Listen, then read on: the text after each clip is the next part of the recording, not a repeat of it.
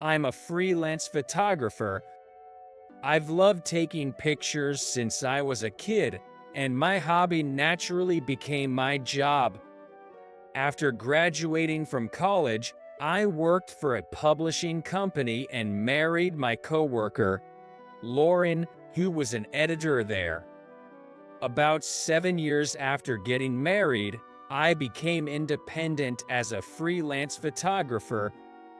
I've always been the type to dislike being bound by time, and my goal was to freely take pictures of what I like, so it was a long-awaited independence for me. Lauren and I don't have children. I love kids and wanted them, but Lauren, who found fulfillment in her editing job, wasn't too enthusiastic about having children. Nevertheless, we had a good relationship, understanding each other well, and she understood my work style.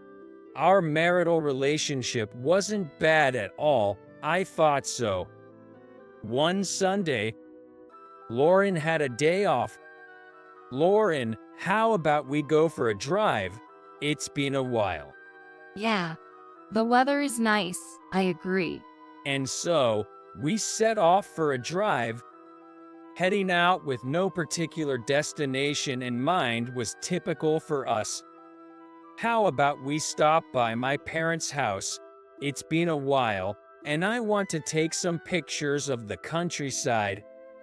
Actually, she isn't fond of visiting my parents' house. She was born and raised in the city and simply loves the urban life. I could never live in such an inconvenient countryside. She always said so, making it quite a hassle to bring her along. So, my usual strategy is to swing by my parents' house casually during our drive. She probably knew my intentions, though. Pretending not to notice her reluctance, I drove us to my parents' house. We're back. It's been a while. Oh, John, Lauren too. We just arrived too. My brother, Kevin, and his wife were also there. Actually, there was a reason for visiting home that day, and I had secretly arranged the schedule with Kevin. I had been concerned about something. Kevin's wife mentioned that there seemed to be something off about my mom. She seems the same to me. That's what I thought when... Ah, Leonard, welcome back. You must be tired from your business trip. I'll prepare lunch right away. My mom said that and started preparing food in the kitchen. Leonard, is she mistaking me for Dad? But Dad passed away. My father passed away over 10 years ago. Is it dementia? My mom is 73 years old. It wouldn't be strange if she has developed dementia, but isn't this a bit sudden? As I was thinking, Kevin's wife said, John, last time I visited, she asked who I was. She returned to normal afterward, but I think it would be good to have a doctor check her. Afterward, Kevin and his wife took my mom to the hospital, and sadly, the diagnosis was indeed dementia. Oh, what a mess. Kevin and his wife live in the next town over, but they both have regular jobs, and they just can't find the time to take care of our mom. Since I'm self-employed, I thought it would be fine to take care of her if Lauren agreed. It was tough to bring up the subject to her. You doesn't get along well with my mom. But this is about my mom, all right. I decided to bring it up. Lauren, can we talk for a bit? But even before I could get started, she responded in an angry tone. Let me guess. It's about your mom, right? Taking her in is impossible. I have a job too. I can't handle looking after an elderly woman with dementia.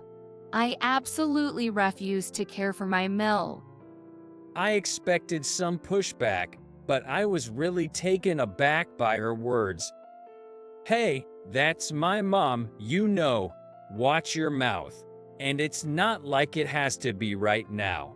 Plus, no one is saying you have to do all the caretaking. I'll help out too. I knew it. You do plan to take her in. I'm so done. You arranged this with Kevin the last time you came to visit here, didn't you? You knew I didn't want to go. This is just the worst. We usually have small arguments, and one of us usually gives in. But this was the first time since we got married that neither of us was willing to back down. I knew she'd object, but I didn't think she'd be so cold and distant. Sure, we usually don't interfere with each other's lives much, but we got along well in our daily life. However, seeing Lauren change her attitude so quickly when the topic of my family came up was honestly shocking. But being somewhat optimistic, I thought, well, it can't be helped. It was sudden. Maybe she'll calm down by tomorrow. That's what I was thinking, but I was being too naive. The next day, as soon as she came back from work, she handed me a piece of paper. You say you'll take care, but it means I'd have to live with her too, right? You obviously expect me to help out. Living with your dementia-stricken mill is out of the question. Living together is unthinkable even if she were healthy. I want a divorce. She handed me the already signed divorce papers, and You prepared this too well. Huh, what's this? Say whatever you want. I've made up my mind. This isn't what we agreed upon. What? What agreement? I said I wouldn't live with your parents together, remember? You agreed. Yay, but circumstances have changed. So, divorce just like that. Isn't that too hasty? It's not hasty. You broke our agreement, so it's only natural. She took her prepared suitcase and left the house. That was the last time I saw my wife in person. Indeed, losing my wife, you being with for a long time so suddenly, left me with lingering affection and loneliness. But seeing Lauren's human nature, rejecting and coldly pushing away even her mill, made my 1,000-year-old love feel cold. So, I also signed the divorce papers, and we divorced without meeting again. It's so fleeting. What is marriage, really?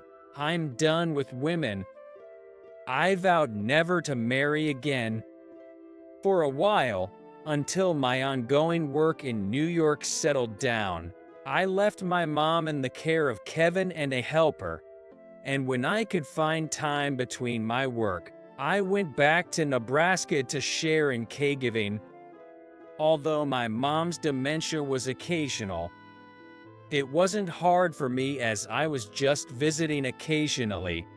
But it must be tough for Kevin and his wife, who were working too. I felt guilty towards my brothers, but I had unfinished work in New York, and I intended to move to Nebraska once the work was done. Finally, after my work settled down, I returned to Nebraska 2 years after the divorce. I can do my job of photography anywhere, and I like taking pictures of the rural scenery, so I thought the divorce wasn't entirely negative for me. And so, my country living began. At 37, I embarked on my second life. My mom is sometimes a child and sometimes an adult. It was challenging to keep up with her, as it seemed like she was constantly moving between the past and the present. But no offense to my mom, going back to the past is incredible. Mom, are you riding a time machine or something? I could never say it out loud, but I honestly felt this way, probably because I hadn't experienced any significant incidents at the time. Life with my mom was peaceful, thanks to my brothers and the helper, Thompson. However, my mom, who always loved cooking, would try to get to the kitchen. Mom, it's dangerous. I'll do it.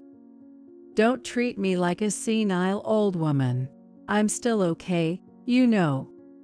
She would hold the knife with a laugh, which was quite scary. I was also confident in cooking. When I was married, we both worked, so we took turns making dinner. Especially since I became a freelance photographer and had a more flexible schedule, I would always cook dinner for my ex-wife who worked late at the editorial department. But I never thought the day would come when I, as an adult, would be in the kitchen with my adult mother. One day, Thompson, who always took care of us, brought a new helper. I'll be in your care from today. I'm Rachel Adams. Nice to meet you. The pleasure is mine. The new helper was around my age. Have I seen her somewhere before? As I watched her, thinking so. It's been a while, John. It's me. My maiden name was Owen, remember? What, really? Rachel? Seeing her nod with a smile, I couldn't believe my eyes. She, Rachel Owen, was my classmate in middle school. Back then, she was a bit on the chubby side, to say it nicely. It's been a while. I didn't recognize you. I lost weight 'cause raising kids is just tough. Call it parenting diet. After that, Rachel started coming to our house as my mom's main helper, and we began talking more. Rachel had divorced a year ago, and now she was raising her two daughters as a single mother. Adams was her ex-husband's last name, and she kept it. So, you got divorced too. I did as well. No kids, though. After experiencing divorce, marriage is a no-go, right? What? John, did your wife dump you? Yay. Saying so, we both burst into laughter. Being with the always cheerful Rachel and talking to her felt relieving. Helpers are amazing. Do they learn some healing techniques or something? I thought so. Even though it was her job, she earnestly took care of my mom, allowing me to continue my work as a photographer. I also had assignments in New York, and at such times, I'd ask her to take special care of my mom. It seemed my mom was increasingly enjoying meeting Rachel. I wonder when Rachel will come again. You want to see Rachel that much?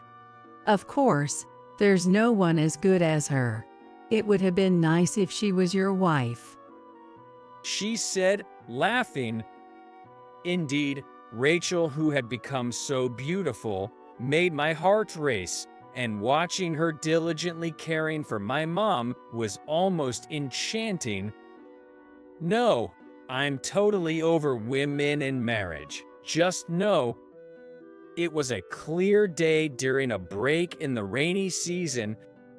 I took my mom to the park to see the hydrangeas. The hydrangeas here are very beautiful, and many people visit with cameras, some even using professional models for their shoots. Mom, wanna model? I joked. My fee is pretty steep. She joked back. Seeing her happier than when I lived in New York, I feel happy too. Then, I started to take photos of her walking the hydrangea lined path. My mom and hydrangeas are quite the sight. While snapping the shutter, she starts to look like a young girl. Huh, is she reverting? The time slip, a feature of her dementia. Is she confusing now with the past? My suspicion is confirmed. Mom, Isn't it beautiful, Leonard? this is what I thought, but she's happy, so it's fine. I let her walk as she likes and continued to photograph her. Let's take a break. Sit here and wait. Don't move, okay? I tell her to sit on the bench, and I take my eyes off her for just about a minute to Bidey from the shop. She's gone. Where did she go? I searched around but couldn't find her. How did she disappear in such a short time, if anything happened? The thought sends shivers down my spine. Just as I thought of contacting the police, John, I turn around and there are Rachel and my mom. Rachel, Mom, where have you been? Leonard, let me introduce you. This is Rachel, my friend. hello, Leonard. We were just looking at the hydrangeas behind the path. You were having fun, right, Michelle? My mom is mistaking Rachel for her friend. Rachel, being a caretaker, is going along with my mom's story. Behind Rachel, there are her twin daughters, around elementary school age. Are these your daughters? Yes, this is Ella and Mila. Say hello, girls. Hello, I'm Ella. I'm Mila. Thank you for finding my mom. I'm John, a classmate of your mom's. To thank them for finding my mom, we decided to have lunch together and we went to a restaurant. Never thought I'd end up having lunch with Rachel and her daughters. Having a meal with Rachel privately is something I never imagined back in our school days. So, such a situation makes me feel somewhat awkward. Probably, Rachel feels the same, and the atmosphere is a bit tense. My mom broke that awkward silence in no time. What lovely little girls. I wish I had grandchildren too. Suddenly back in the present day, she mumbled something like that, which made Rachel and me laugh out loud. Indeed, it's understandable. Neither my brother nor I have kids. She was joyfully talking to the twin kids. Twins seemed to be happy about it. They talked a lot with Mom, walked hand in hand. I was glad that they cared for my mom and thought that they were indeed Rachel's daughters. I began to occasionally invite Rachel and her children to dine together, and of course, my mom joined, and we met as a group of 5. Then, one day, I was organizing photo data at home when suddenly a loud noise came from the hallway.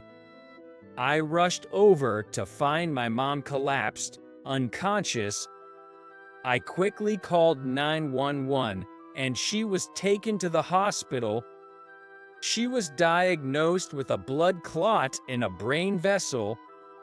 Her consciousness was in and out, and it was a series of anxious days. What if she never wakes up again? During such times, Rachel visited. John, how's your mom doing? Then suddenly, my mom wakes up. John, what are you waiting for? Hurry up and have Rachel become your wife. She then closed her eyes again. She never woke up again after that. I knew the day would come, but it was sudden. My mom left her last words waiting for Rachel to come. She mustered her remaining strength to give me a push. Almost 2 years have passed since then. Rachel is carrying my child, the grandchild my mom always wanted. Though I was reluctant to marry again, thanks to my mom, I could start a new family. Rachel's daughters, who had met my mom several times, are very affectionate to me and considerate about my loss. They are also eagerly awaiting the new family member, constantly asking, "Isn't it born let?" I'm sure they will become wonderful sisters. Mom, my wife and daughters are adorable, aren't they? The grandchild you wanted is increasing by one more. It's all thanks to you, Mom. Truly, thank you. Around my mom's grave, beautiful hydrangeas were blooming gloriously, and I felt as if she, with her youthful smile from that day, was there with us,